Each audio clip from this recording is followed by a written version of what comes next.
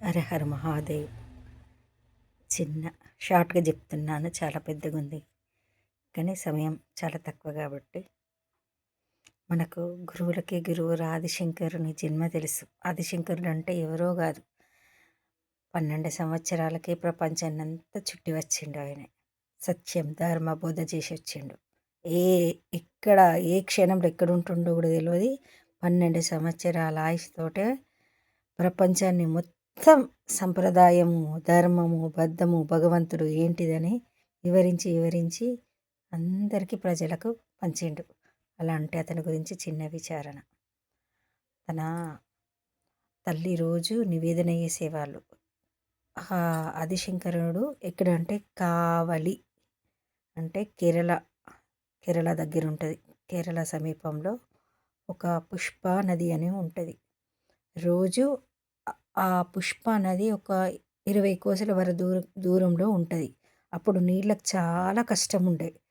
నిజం చేయాలంటే అప్పుడు బ్రాహ్మణ్స్ ఏం చేద్దారంటే మంచి మడి కట్టుకొని వంటకు నీళ్ళు తీసుకొచ్చి వంట చేసి నివేద పెట్టిన తర్వాత, అతిథికి పెట్టిన తర్వాతనే భగవంతునికి ప్రసాదం నివేదన చేసిన తర్వాతనే తను భుజించేవాళ్ళు. ఇప్పుడు కూడా ఉందనుకో.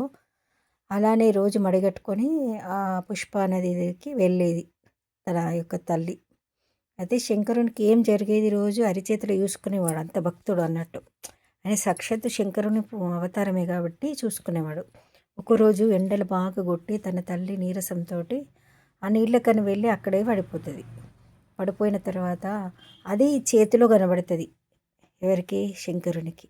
తల్లి అంటే చాలా ప్రేమ శంకరునికి. ఎప్పుడు తన తల్లి ఏం చేస్తుందో చేతిలో చూసుకుంటాడు. పోయి చూస్తే సమయం వేస్ట్ అవుతుందని. అంటే ప్రేమ అనేది మనసులో ఎక్కడైనా ఎప్పుడైనా ఉంటే తన గురించి ఆలోచిస్తుంటారు ఎవరైనా, పిల్లలైనా తల్లైనా ఎవరైనా. అప్పుడు చూస్తున్నాం, అయ్యో నా తల్లికి ఇలా అయిందా అని శంకరుడు ఏం చేస్తాడంటే ఆ పుష్ప నదిని ఏమని పిలుస్తాడు, నీళ్లు డౌనుకుంటేనే పోతాయి ఎప్పుడు కానీ, ఎత్తుకుంటే ఎత్తుకుపోవు కదా.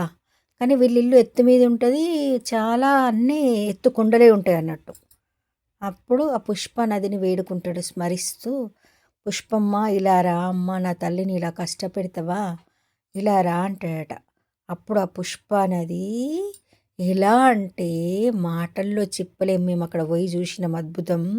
వంకలు వంకలు వంకలు వంకలు పాము వంకలు, వంకర్లు తిరుక్కుంటూ ఆ శంకరుని ఇంటి లోపల దాకా వచ్చింది గంగ. ఇప్పటికి కూడా సకల ప్రాణులు అక్కడ వాళ్ళ ఇంట్లో చిన్న గింతే ఉంటుంది, చూసాము. అందులో ఆ గంగా నది ప్రవహిస్తూ పోతుందండి. ఎంత ఎండాకాలమైన ఏదైనా నీళ్లు మాత్రం అక్కడ ఉంటాయండి. అంటే నదులు ప్రాజెక్టులు ఎన్నో కడుతుంటాయి, ఎత్తు పల్లాలే ఉంటాయి. కానీ ఉల్టా అంటే సీదా ఉంటేనే పోతాయి నీళ్ళు.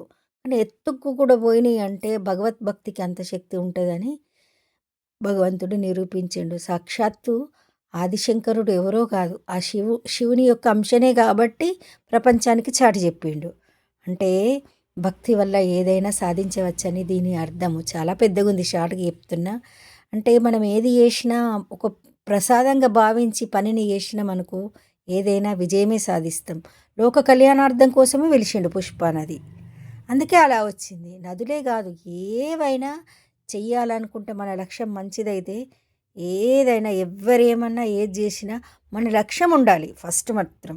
పరమాత్ముడు అందుకే చాటి చెప్పిండు. ఇవాళ ఆదిశంకరుడు స్థిరంగా సంప్రదాయానికి బద్ధంగా జీవించిండు. తనకి సిరులున్న అవతార పురుషుడైన నేను భగవంతుడిని చెప్పలే. అంటే మానవ జన్మలో నిజం చెప్పాలంటే రాముడు, కృష్ణుడు, ఆదిశంకరుడు, ఆంజనేయుడు ఎంతోమంది చెప్పుకుంటూ పోతే ఆ మహాత్ములు ఎన్ని చెప్పుకున్నా తక్కువనే. ఓం నమ శివాయ.